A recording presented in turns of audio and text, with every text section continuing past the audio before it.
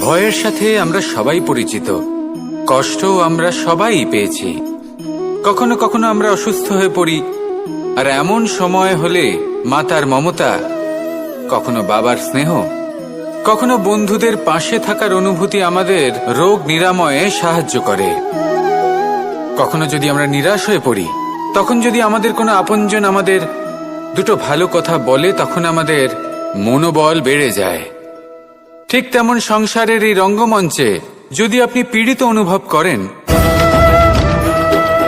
কিছু শুভ কথা আলোচনা করুন, কিছু স্তুতি গান করুন, কিছু মুহূর্তের জন্য হলেও নিজের ইষ্টদেবের কথা স্মরণ করুন আর প্রার্থনা করুন।